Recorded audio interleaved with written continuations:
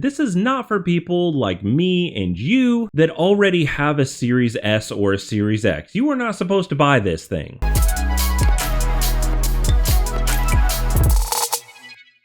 Thanks for joining me again here in the Xbox Basement, everybody. We are continuing with our series, talking about all these things that got leaked by Microsoft during their FTC battle, and we are going to cover Elwood today. And as you saw on that map, Elwood is going to be a 1 terabyte refresh to the Series S that we are going to see at the end of fiscal year for Microsoft 2025. So for us as consumers, it's actually going to be on our retail shelves about September, October-ish timeframe in 2025. Now, Microsoft actually did a sort of refresh back in September with the launch of Starfield. They gave it a new shell color in black. They put a terabyte size storage inside of the console, but it was essentially the same. I would call that one a refresh because it gave the all-digital Xbox more storage space, which is of course incredibly important when you don't have a disk drive. But I don't think Microsoft actually thought of that one as an official type of refresh. So Elwood is actually going to be the first official refresh for this Series S console. And if you guys haven't been following a lot of these Microsoft leaks, these are all official things that were on the official docket for release from Microsoft and Xbox. So let's take a look here at what they are touting for this refresh. Like I said, it is codename Elwood. Their little tagline is the best value in next-gen gaming, once again undisputed. Elwood will deliver Gen 9 console gaming with more internal storage, faster Wi-Fi, reduced power, and a more immersive controller, which I talked about as codename Sibyl, and all for the same affordable price. So it's actually pretty good news that we're going to get a better console, that the price is not going to increase right off the retail shelf. They talk about the new technologies, a new South Bridge to modernize the power and sustainability efforts, a Wi-Fi 6E radio, which is going to be a huge improvement over what we're getting now, a new Bluetooth radio for better connections, and better and reduced power usage overall. So this is going to use 20% less of the current Xbox Series S in standby mode. And that's kind of about it. We're getting faster Wi-Fi and better Bluetooth and more storage space, which we technically already have the storage space now. This genuinely looks identical to the current Series S, except for one tiny change that you may or may not notice. It's got the same dimensions, it's got the same shape, there's no real kind of aesthetic change to this. And that is actually right down here on the front. This is clearly supposed to be a USB-C connection, and we've seen with the Series X refresher that this is actually going to be a USB-C connection, so this kind of makes sense for this refresh. Just want to say a huge thank you to all of you guys who subscribe to the channel, and if you're not subscribed, consider doing that now. And we can actually see that here in another document. Here's our Series S refresh, and showing the ports, it has 3 USB-A. So that's going to be the exact same USB connection ports that you're going to find on your Series S right now.